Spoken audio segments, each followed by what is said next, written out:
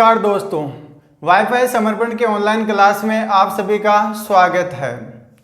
जैसा कि हम दोस्तों चक्रवृद्धि ब्याज पढ़ रहे थे और चक्रवृद्धि ब्याज के अंदर हम साधारण ब्याज और चक्रवृद्धि ब्याज के बीच के जो अंतर वाले क्वेश्चन है उनके बारे में पढ़ रहे थे। तो देखो इसको आगे अपने करते इसको कंटिन्यू करते आगे। देखो मैंने आपको एक फॉर्मूला बताया था कि जब टाइम 2 वर्ष दे रखा हो, जब आपको टाइम 2 वर्ष दे रखा हो, 2 वर्ष के लिए अंतर क्या बनेगा।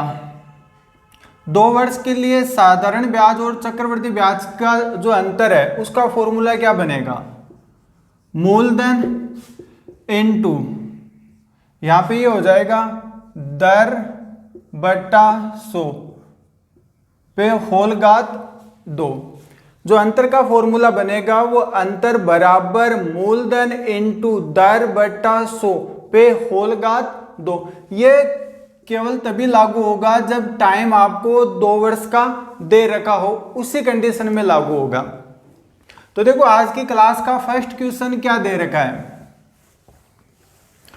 किसी धनराशि पर 2 वर्ष के लिए 6% वार्षिक दर से चक्रवृद्धि ब्याज व साधारण ब्याज का अंतर, जो चक्रवृद्धि ब्याज और साधारण ब्याज का जो अंतर है वो आपको दे रखा है 27 रुपए है। तो वह धनराशि ज्ञात करो, यानी आपको मूलधन ज्ञात करके बताना है। अपना फॉर्मूला था भाई अंतर बराबर मूलधन इनटू दर बट्टा 100 पे होल घात 2। अब यहां पे है ना आपको डाटा रखना है, अंतर की जगह अंतर रख दो, मूलधन आपको ज्ञात करना है, दर की जगह आप दर रख दो। अंतर कितना दे रखा है भाई यहाँ पे 27 रुपए, जो अंतर है वो आपको दे रखा है 27 बराबर मूलधन। मूलधन हमें ज्ञात करना है तो इसको आप क्या मान लो, x मान लो, इनटू दर आपको कितनी दे रखी है। यहाँ पे देखो दर आपको दे रखी है 6%, जो दर दे रखी है वो कितनी दे रखी है 6%। तो दर की जगह आप रख दो 6 बट्टे में कितना चल रहा है 100 पे होल घात आ जाएगी 2। अब यहां पे देखो ये 27 का 27 बराबर x, यहां पे देखो घात 2 है तो देखो 6 पे घात 2, ये कितना बनेगा भाई छकड़ मकड़ 36 बट्टा 100 पे घात 2, यानी यहाँ पे देखो 2 जीरो है, घात 2 होने के कारण कितने जीरो बन जाएंगे, यहाँ पे 4 जीरो आ जाएंगे, यानी ये हो जाएगा 10,000। आपको केवल अक्स का मान ज्ञात करना है, तो अक्स के गुणा में जो भी पड़ा है वो इधर आएगा। तो यहाँ पे ये क्या बनेगा भाई, यहाँ पर अक्स बराबर 27 इधर चल रहा है अपने पास 27, यहाँ पे देखो ये जो बट्टे वाला 10,000 है वो इधर आएगा, 27 से गुणा होगा तो ये हो जाएगा 27 से गुणा,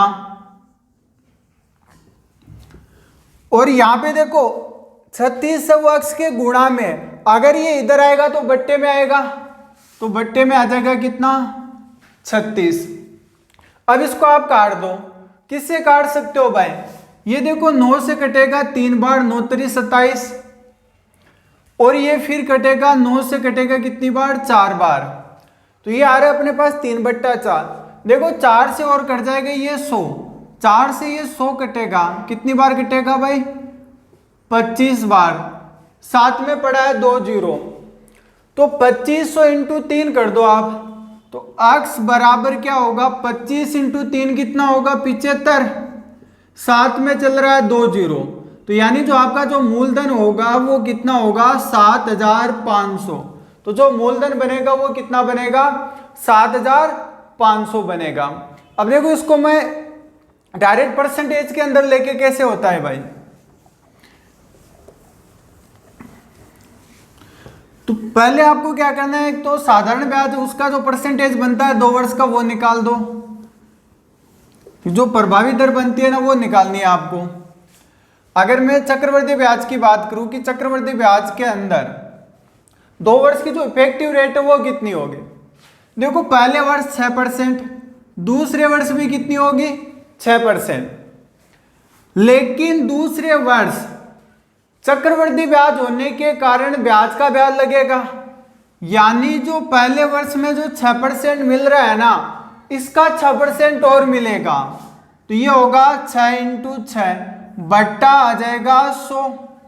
तो यहाँ पे ये कितना होगा, देखो ये हो जाएगा अपने पास 6 6 12, ये कितना हो गया 36, यानी ये 12 + 36 बट्टा 100, 12 + 36 बट्टा 100।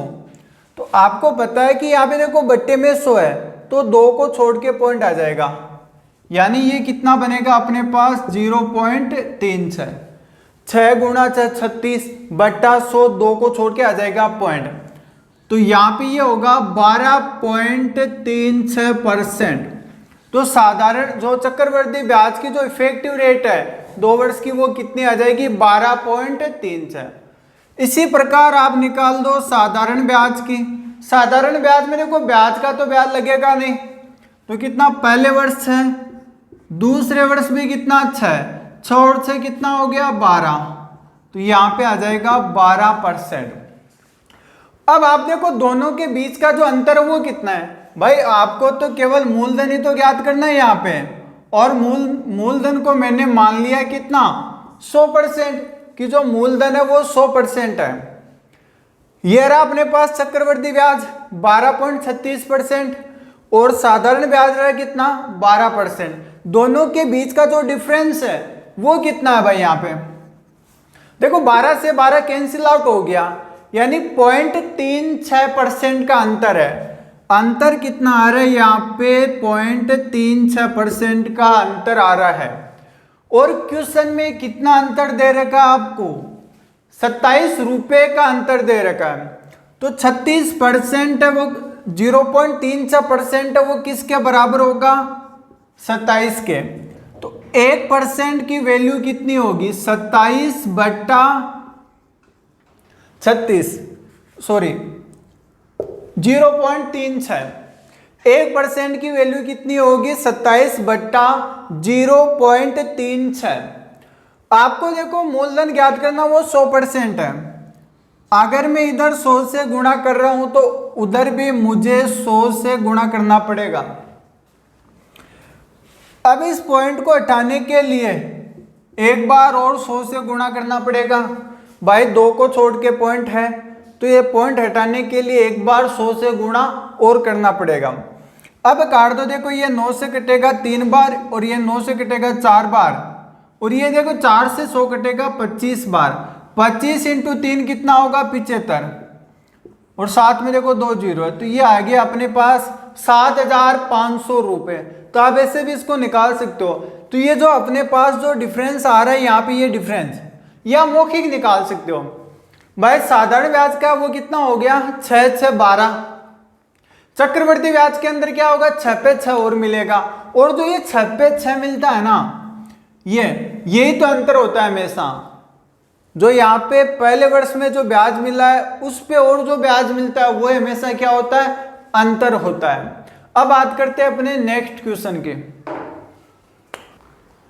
देखो क्या कह रहा है क्वेश्चन, 1500 रुपए की धनराशि पर 2 वर्षों के साधारण ब्याज व चक्रवृद्धि ब्याज का अंतर 15 रुपए है, तो दर ज्ञात करो। देखो अब की बार है ना, आपको मूलधन दे रखा है, टाइम 2 वर्ष दे रखा है, और 2 वर्षों का जो अंतर है यानी चक्रवृद्धि ब्याज और साधारण ब्याज का जो अंतर है वो आपको दे रखा है 15 रुपया, और आपसे पूछ क्या रहा है यहाँ पे दर पूछ रहा है। इससे पहले वाले क्वेश्चन के अंदर आपको दर दे रखी थी, मूलधन पूछा था। अब की बार आपको देखो मूलधन दे रखा है, दर पूछ रहा है, यानी कुल मिला के वो घुमा फिरा के ये चीज पूछता है, या तो वो मूलधन पूछेगा या अंतर पूछेगा या फिर वो दर पूछेगा। तरीका सेम रहेगा क्वेश्चन को हल करने का। तो अब की बार आपसे दर पूछ रहा है, तो देखो दर कैसे ज्ञात करोगे, वही अपना फॉर्मूला रहेगा अंतर बराबर अपने पास होगा मूलधन इनटू दर बट्टा 100 पे होल घात 2। अब अंतर की जगह आप अंतर रख दो, भाई अंतर की जगह अंतर रख दो। अंतर कितना दे रखा है 15, मूलधन की जगह मूलधन कितना दे रखा है यहाँ पे 1500 रुपए, इनटू दर आपको ज्ञात करनी है, तो दर को मैंने मान लिया r बटा 100 पे होल घात कितनी आ जाएगी 2। अब यहाँ पे आप देखो ये जो इसके गुणा में पड़ा है ये 1500 इधर आएगा बट्टे में, तो ये क्या बनेगा भाई 15 बट्टा 1500 बराबर देखो r पे घात 2, तो ये हो जाएगा r स्क्वायर बट्टा 100 पे घात 2, तो ये हो जाएगा अपने पास कितना 10,000, 4 जीरो आ जाएगा। अब यहाँ पे देखो 15 से ये कटेगा अपने पास 15 एक बार, यानी ये कितना हो गया 100। ये देखो 2 जीरो से ये 2 जीरो होगा कैंसिल आउट, भाई ये 2 जीरो से ये 2 जीरो अपने पास हो जाएगा कैंसिल आउट। या फिर आप चाहो तो यहाँ पे ये 2 जीरो काट सकते हो, भाई ये 2 जीरो से ये 2 जीरो हो गया कैंसिल आउट, 15 से हो गया 15 कैंसिल आउट। इधर कितना बचा है मेरे पास 1 बच रहा है, इधर कितना बच रहा है 1। अब ये जो 100 है वो इधर आएगा इस 1 से गुणा होगा, उधर क्या रहेगा मेरे पास r स्क्वायर बराबर कितना बनेगा 100। r स्क्वायर बराबर यदि 100 है तो r बराबर कितना होगा यहाँ पे 10%, तो जो दर होगी वो कितनी होगी 10% हो जाएगी। अब बात करते हैं अपने नेक्स्ट क्वेश्चन की। देखो नेक्स्ट क्वेश्चन क्या कह रहा है, 20,000 रुपए की राशि 5% की दर से 3 वर्ष के लिए उधार दी जाती है, तो चक्रवृद्धि ब्याज व साधारण ब्याज में अंतर बताओ। चक्रवृद्धि ब्याज और साधारण ब्याज में अंतर ज्ञात करना, लेकिन अब की बार जो टाइम दे रखा है वो 3 वर्ष का दे रखा है, तो 3 वर्ष के लिए देखो फॉर्मूला क्या बनेगा, केवल 3 वर्ष के लिए, केवल 3 वर्ष के लिए, 3 वर्ष के लिए। देखो पहले 2 वर्ष का था वो तो रहेगा ही रहेगा भाई अपने पास, अंतर बराबर क्या था 2 वर्ष के लिए क्या था भाई मूलधन इनटू दर बटा 100 पे होल घात 2, ये इतना था अपने पास 2 वर्ष का। 3 वर्ष के लिए देखो आगे आपको और क्या करना है 300 प्लस r बटा 100, यहाँ पे ये जो r है ना ये वो दर ही है, यहाँ पे जो r है ना ये दर ही है, तो 3 वर्ष के लिए केवल इतना सा ही अलग है 300 प्लस r बटा 100, ये फॉर्मूला रहेगा 3 वर्ष के लिए। अब वैल्यू यहाँ पे आप पुट कर दो भाई, यहाँ पे आप वैल्यू रख दो। देखो मूलधन कितना है 20,000 इंटू दर कितनी दे रखी है 5 बटा 100 पे होल घात 2 इंटू क्या चलेगा भाई 300 प्लस r, 300 प्लस r की वैल्यू कितनी है 5, तो अगर मैं इसमें 5 ऐड करूंगा तो ये कितना हो जाएगा 305, ये कितना हो जाएगा 305 बट्टा कितना चल रहा है 100।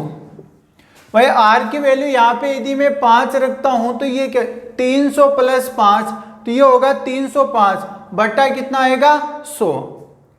यहां से आप इसको सॉर्ट आउट कर दो, देखो कितना बराबर 20,000 इंटू यहां पे ये देखो आप काटना चाहते हो तो इसको आप काट भी सकते हो, अदरवाइज डायरेक्ट ही खोल दो। देखो 5 का स्क्वायर यानी 5 × 25 बट्टा 100 का स्क्वायर यानी कितना आएगा 40 इंटू 300 बट्टा 100। यहां पे देखो 4 जीरो है और ये 4 जीरो कैंसिल आउट हो गया भाई, 4 जीरो से ये 4 जीरो क्या हो गया कैंसिल आउट। अब देखो यहाँ पे 25 इंटू 2 कितना होगा 50, 25 इंटू 2 कितना होगा 50, हमें गुणा करना है 305 इंटू 50, 25 इंटू 2 कितना 50, 50 को गुणा करना है 305, तो यहाँ पे इसको आप गुणा कर दो, देखो जीरो का जीरो रहेगा, तो 5 × 25 5 × 3 15 यानी 15,250, ये होगा 15,250 बट्टा 100।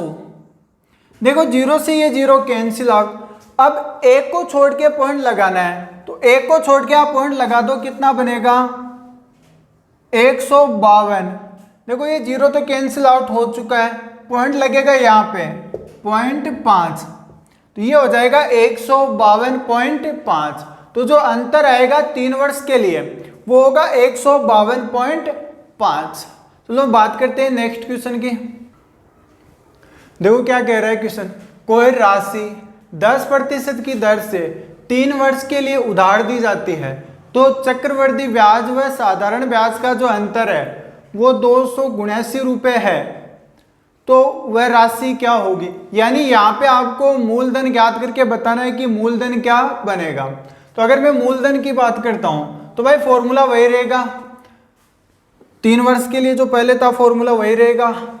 क्या था भाई फॉर्मूला, अंतर बराबर मूलधन इनटू दर बटा 100 पे होल घात 2 इंटू 300 प्लस आर बटा 100।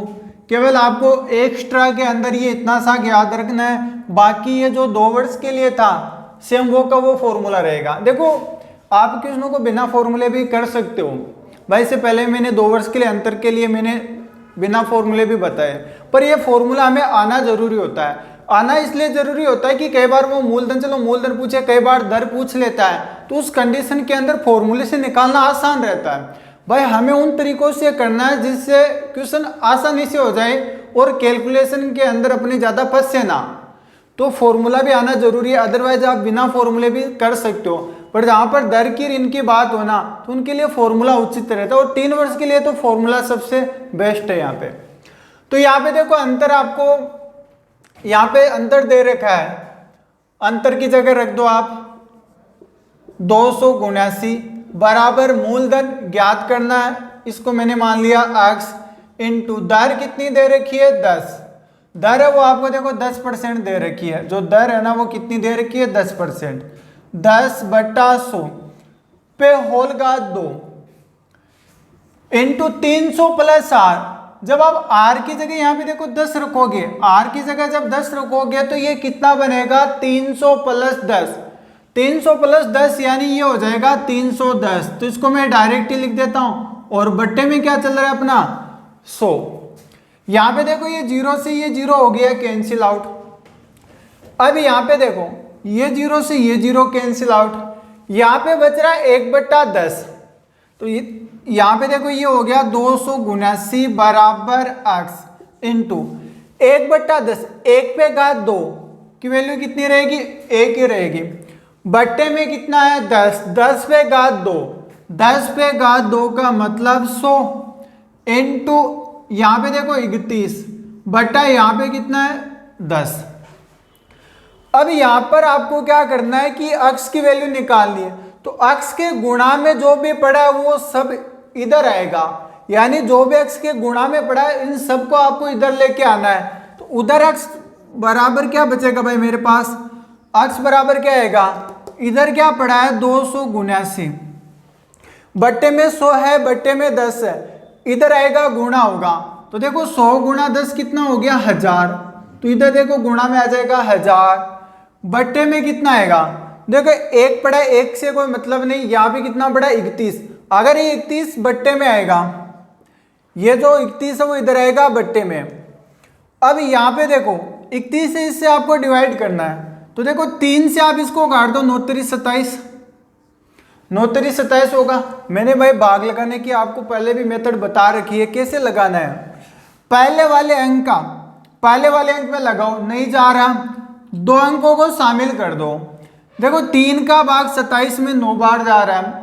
अब आगे वाले अंक का भाग लगाना है, 1 का भाग आप 9 में लगाओ, कितनी बार जाएगा 9 बार, यानी दोनों का बराबर बार जाना चाहिए भाग, शेष कुछ भी नहीं बचना चाहिए। अगर इसका 9 बार इसका 8 बार जा रहा है तब ये लागू नहीं होगा, ये तभी लागू होगा जब पहले वाले अंक का जा रहा है भाग 9 बार तो दूसरे का भी 9 ही बार जाएगा, और वो भी अगले वाले में जाना चाहिए।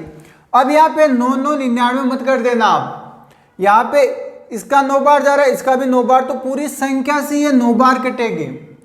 यहाँ पे 9 गुणा 1000 कितना होगा 9000, तो जो आपका मूलधन बनेगा वो कितना होगा 9000 रुपये हो जाएगा। अब देखो ये जो अंतर वाले क्वेश्चन है ये मैंने आपको कॉपी करवा दी। इसके अंदर जब 2 वर्ष हो, जब 3 वर्ष, ज़्यादा से ज़्यादा 3 वर्ष का पूछ सकते हैं, वो इससे ज़्यादा नहीं पूछते हैं। अब अपने बात करते हैं जो कंडीशन वाले हैं ना क्वेश्चन, उनके बारे में बात करते हैं अपने। अब देखो शर्त वाले बात करते हैं, कंडीशन वाले। जब आपको शर्त दे रखी हो, शर्त आपको दे रखी हो, तिमाही दे रखी हो, जब आपको शर्त तिमाही दे रखी हो, शर्त 6 माही दे रखी हो और शर्त 9 माही आपको दे रखी हो। ये मोस्टली ले रहा हूं, बाकी आपको 4 माह के लिए बोल सकता है, 5 माह के लिए, 7 माह, कितने भी बोल सकता है। ये मोस्टली ले रहा हूं, मैं आपको केवल तरीका बताऊंगा कि कैसे इन क्वेश्चनों को डील करना। अब इस कंडीशन के अंदर दर क्या बनेगी और टाइम क्या होगा। सबसे पहले बात करता हूं, जब शर्त तिमाही दे रखी हो। शर्त तिमाही का मतलब क्या होता है भाई? शर्त तिमाही का मतलब क्या होता है कि जो ब्याज की जो गणना है ना, वो प्रत्येक 3 महीने से की जाएगी। जो ब्याज की गणना वो प्रत्येक 3 महीने से की जाएगी।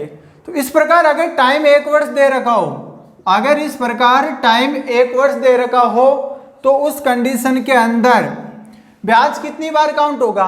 देखो पहले 3 महीने होते, फिर 3 महीने, फिर 3 माह, फिर 3 माह, इस प्रकार करके ये देखो यहाँ पे 4 बार काउंट करना पड़ेगा हमें।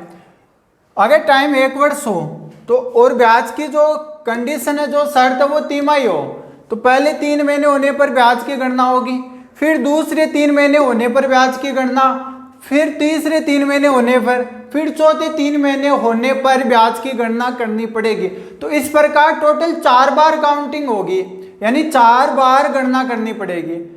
अब यहाँ पे जो दर दे रखी होती है ना, दर, जो दर वो सदैव वार्षिक होती है। जो दर है ना वो कैसी होती है? सदैव वार्षिक होती है।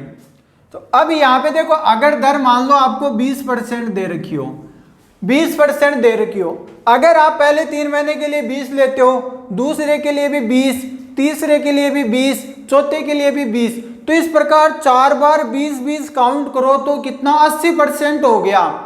जबकि जो ब्याज की दर है वो तो कितनी है? 20% ही है। इसलिए यहां पर देखो, ये जो 20% है ना, इसके अंदर आपको देखना है कि पहले 3 माह के लिए कितनी ली जा सकती है। भाई 1 वर्ष है, 1 वर्ष में कितने माह होते हैं? 12 माह, ठीक है, 12 माह होते हैं।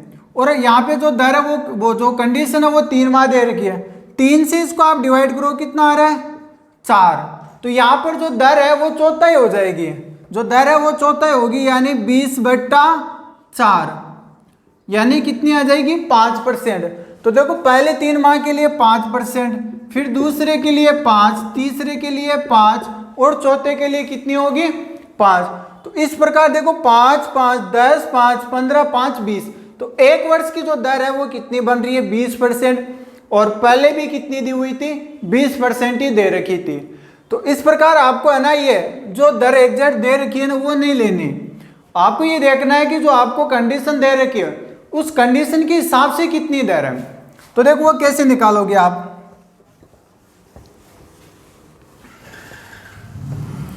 यहां पे देखो आपको तिमाही दे, उस कंडीशन में डायरेक्ट आप 1 वर्ष में 12 माह होते हैं, तो 12 के अंदर आप 3 से डिवाइड कर दो, कितना आ रहा है?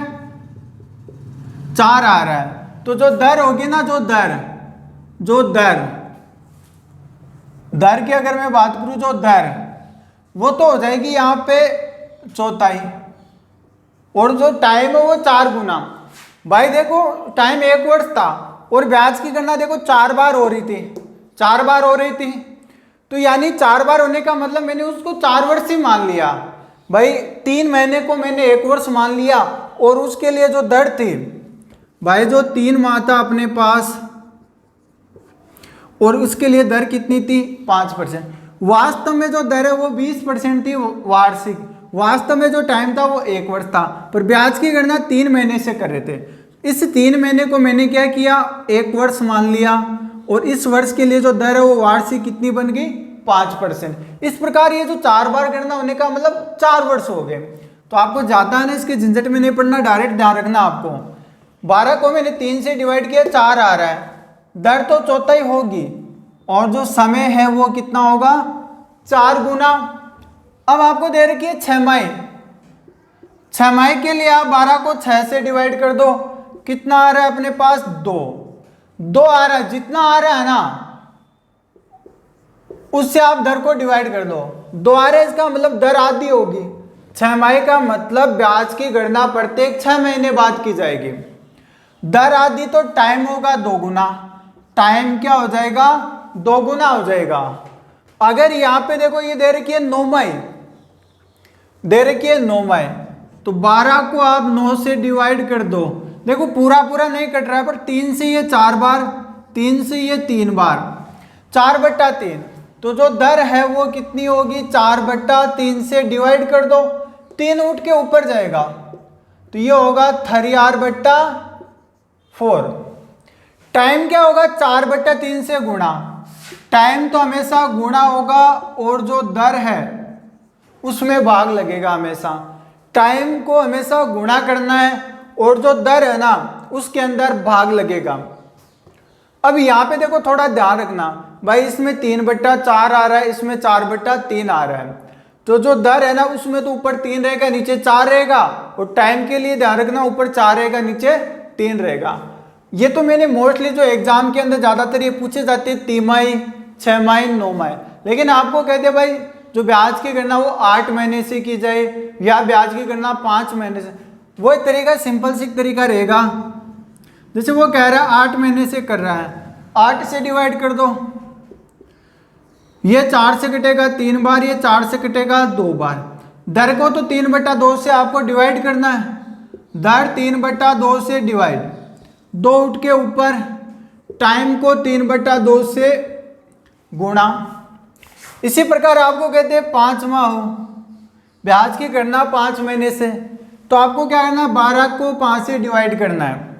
तो ये आ रहा है अपने पास, देखो कट नहीं रहा है, कितना है 12/5, तो दर को तो 12/5 से डिवाइड कर दो, 12/5, 5 उठ के ऊपर जाएगा, और टाइम को क्या करना है आपको 12/5 से गुणा। यह आपको यहाँ पे परिवर्तन करना होगा, दर में भी ये करना होगा और टाइम में भी ये करना होगा। उसके बाद में जो आप सामान्य तरीके से जो बेसिक तरीके से अपने निकालते हैं ना चक्रवर्ती ब्याज, उसी तरीके से आगे हल करना होगा। देखो क्वेश्चन करते हैं, इसकी बात करते हैं अपने इस पे जो कंडीशन वाले हैं।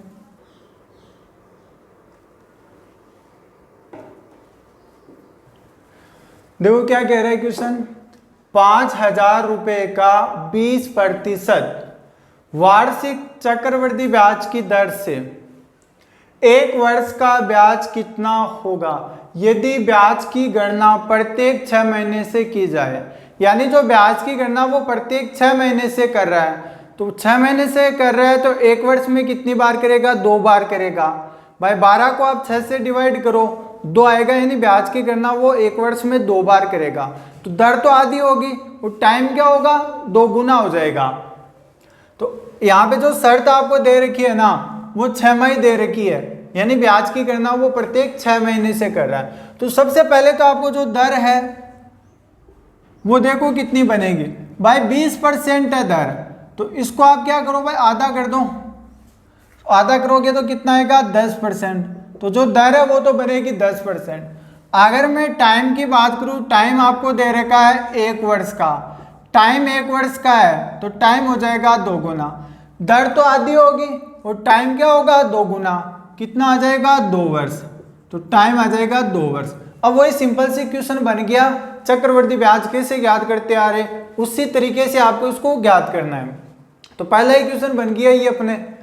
तो यहाँ पे देखो दर है देखो 10%, टाइम है 2 वर्ष, तो आपको क्या करना है कि यहाँ पे जो इफेक्टिव रेट है वो निकाल दो। पहले वर्ष 10 प्लस दूसरे वर्ष 10, लेकिन दूसरे वर्ष देखो जो पहले वर्ष मिल रहा है ना ब्याज 10%, इसका 10% और मिलेगा, तो प्लस 10 का 10%, 10 का 10%, देखो 0 से 0, 0 से 0 कैंसिल आउट, 10 10 20, 1 इंटू 1 कितना होगा 21%। अब तक तो ये रट गया भी होगा कि जब 10% दर दे रखी हो, टाइम 2 वर्ष हो, तो चक्रवर्ती ब्याज के लिए जो इफेक्टिव रेट बनेगी वो कितनी होगी, 21%। तो जब टाइम आपको 2 वर्ष दे रखा है उस कंडीशन के अंदर ये सबसे बेस्ट मेथड है। ऐसे याद करो, आप तुरंत निकल के आएगा आंसर।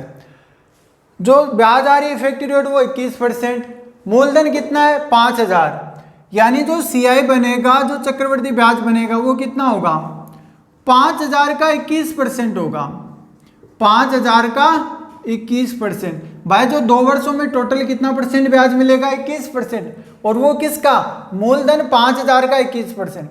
देखो 2 जीरो से 2 जीरो कैंसिल आउट, 21 इंटू 5, 21 5 105, 21 5 105, साथ में क्या पड़ा, एक जीरो पड़ा, ये आ जाएगा 0। तो जो चक्रवर्ती ब्याज बनेगा वो कितना होगा, 1050 रुपए।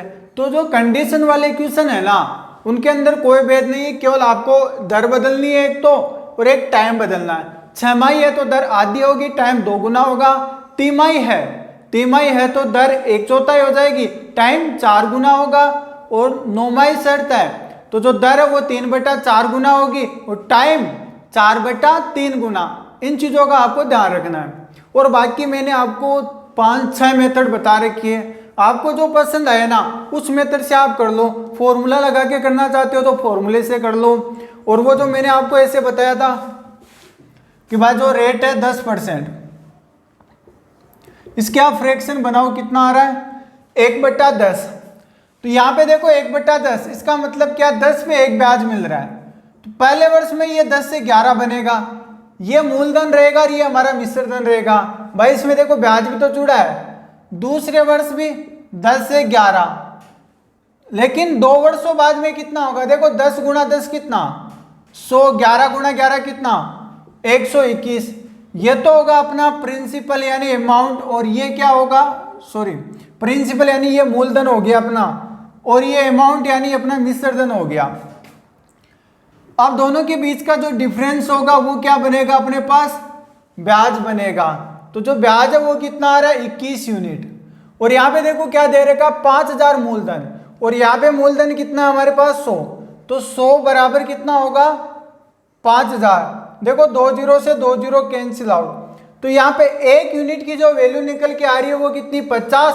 तो 21 यूनिट की कितनी होगी, 1 बराबर 50, तो 21 के लिए 21 से गुणा कर दो, कितना हो गया 21 5 105, 1050 हो जाएगा। तो इस तरीके से भी आप कर सकते हो। तो आपको जो तरीका अच्छा लगे ना आप उससे हल कर लो। अब बात करते हैं अपने नेक्स्ट क्वेश्चन की। देखो क्या कह रहा है क्वेश्चन, 25,000 रुपए का 20% वार्षिक दर से 1.5 वर्ष का 1 से 1/2 वर्ष का चक्रवृद्धि ब्याज ज्ञात करो, जबकि ब्याज प्रति 6 माह देय हो। यानी जो ब्याज की गणना है वो प्रत्येक 6 महीने बाद की जा रही है। तो यहाँ पे चक्रवृद्धि ब्याज है वो ज्ञात करके हमें बताना है।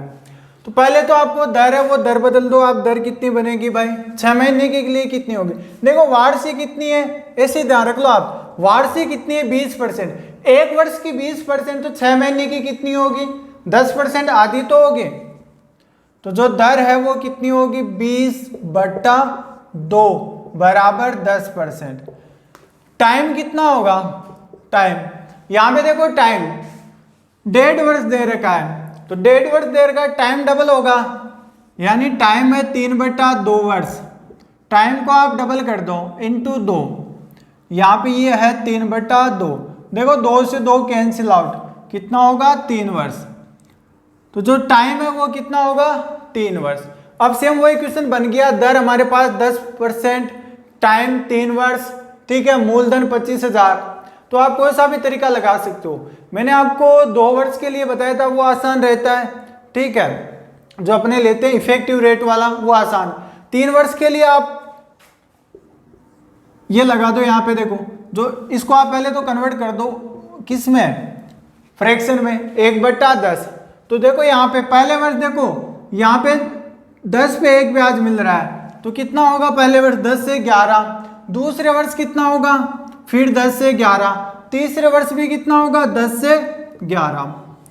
3 वर्षों बाद देखो 10 गुणा 10 गुणा 10 कितना होगा 1000, 11 गुणा 11 गुणा 11 कितना होगा 1331। ये यूनिट में चल रहा है, ये जो सारा मामला है ना ये यूनिट में चल रहा है।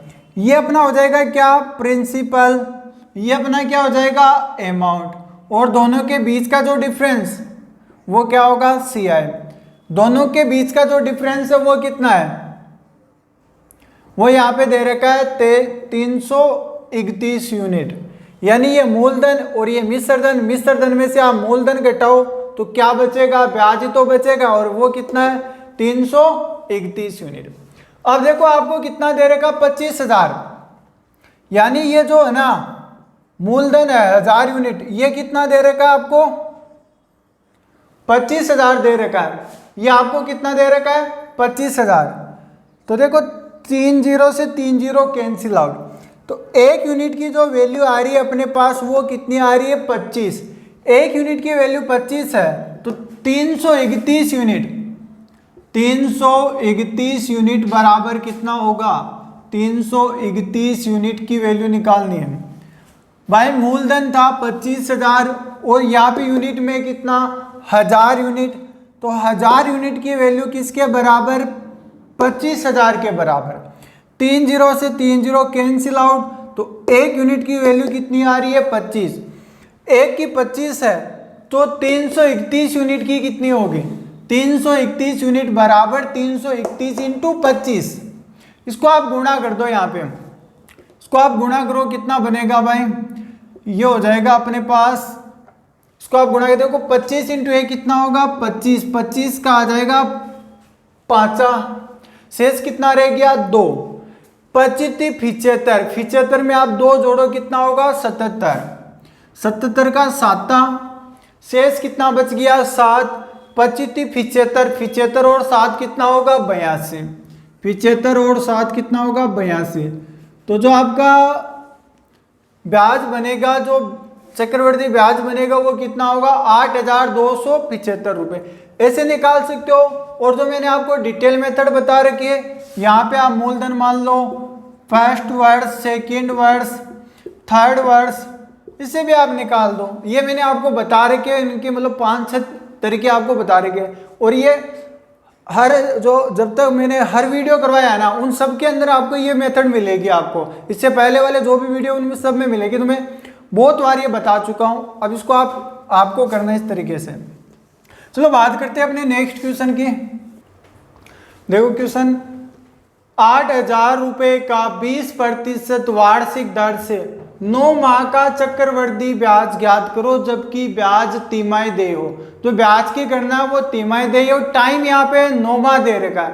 कहीं आपको 9 माह वाली शर्त मत मान लेना इसको, ये टाइम है वो 9 माह दे रखा है और जो शर्त है ना वो यहाँ पे तिमाही दे रखी है। आप इसको 9 में यहाँ पे ये 9 माह दे के आप 9 माह मत मान लेना, शर्त है तिमाही, टाइम है वो 9 माह आपको दे रखा है, 9 महीने का पूरा टाइम दे रखा है आपको। अब देखो यहाँ पर दर है, दर की बात करें तो 20% आपको दे रखी है, दर दे रखी है 20% और टाइम है वो आपको दे रखा है यहाँ पे 9 माह, टाइम है वो आपको दे रखा है 9 माह। और जो शर्त है वो आपको दे रखी तिमाही, और जब शर्त तिमाही हो तो दर तो होती है चौथाई। भाई 12 को आप 3 से डिवाइड कर दो, कितना आएगा 4, तो ये जितना आ रहा है 4, इससे तो आपको दर को तो डिवाइड करना और टाइम को क्या करना है गुणा। और वैसे भी आप देखो 3 मतलब 3 महीने बाद 3 महीने बाद यदि गणना करता है तो 20% है, तो एक 3 महीने के हिस्से में कितनी आएगी 5%। तो इसको आप कर दो 4 से डिवाइड, कितना आएगा 5%, और इसको आप कर दो 4 से गुणा, 9 चौका 36, टाइम हो गया 36 माह। 36 माह का मतलब 3 वर्ष। भाई 1 वर्ष में 12 माह, 2 वर्ष में 24 माह, 3 वर्ष में 36 माह, तो टाइम हो गया 3 वर्ष। दर की आप बना दो, फ्रैक्शन बना दो, 5% है, 5% का मतलब हो गया 1/20, 1/20।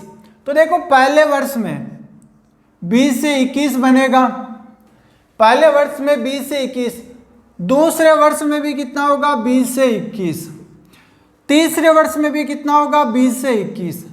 अब कहीं होगा यदि ये पता नहीं चल रहा हो कि ये 20 से 21 20 से 21 20 से 21 कैसे हो रहा है, तो आप पहला वीडियो जाके देखो। आप पहले वीडियो के अंदर डिटेल से समझाया हुआ है कि ये कैसे होता है। यानी ये 20 है, उस पर एक ब्याज मिल रहा है, तो एक वर्ष में 20 से 21 बनेगा, यानी ये तो मूलधन होगा, ये मिश्रधन होगा। तो पहले वर्ष का मूलधन और मिश्रधन का अनुपात ही है। दूसरे वर्ष में भी 20 से 21 बनेगा, तीसरे में भी 20 से 21।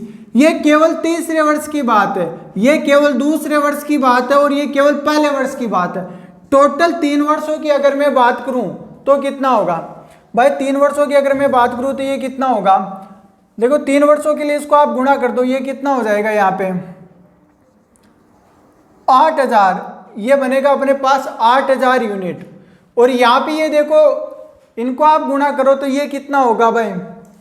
यहाँ पे 21 का क्यूब कितना बनता है? यहाँ पे 21 के क्यूब की अगर मैं बात करूँ तो कितना होगा भाई? 8000 तो किसका हो रहा है? यहाँ पे 20 का हो रहा है। और अगर 21 की यूनिट बात करूँ तो ये कितना होगा? यहाँ पे 9261, ये बनेगा अपने पास 9261 यूनिट। ये हो जाएगा अपने पास 9261 यूनिट। अब यहाँ पे देखो आपको क्या निकालना है? यहाँ पे ब्याज ज्ञात करना है। तो देखो यहाँ पे ये क्या रहेगा अपने पास? ये क्या हो गया अपने पास? प्रिंसिपल। और ये अपने पास क्या हो गया? अमाउंट यानी मिश्रधन।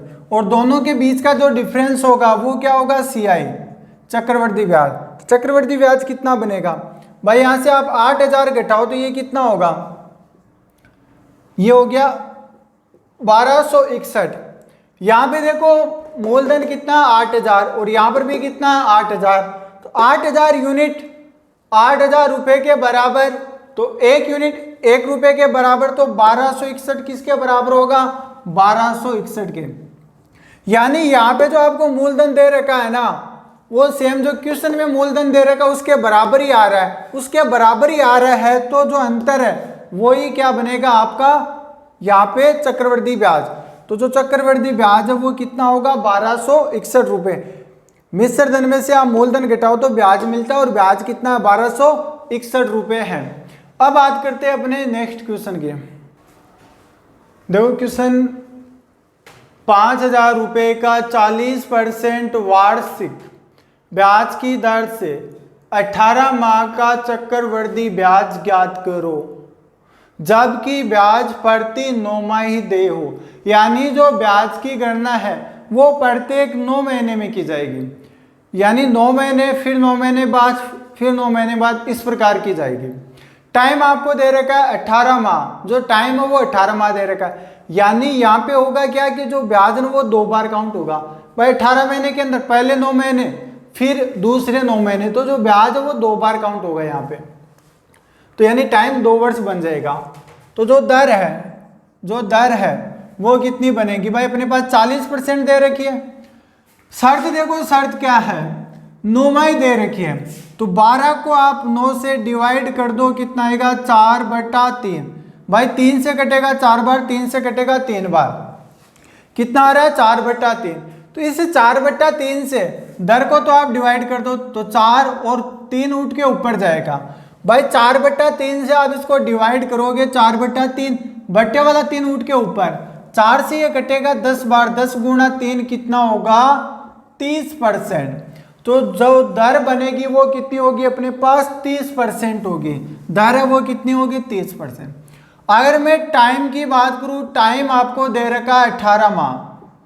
टाइम को क्या करना है? यहाँ पे 4/3 से डिवाइड किया, तो यहाँ पे क्या करना है? गुणा करना है।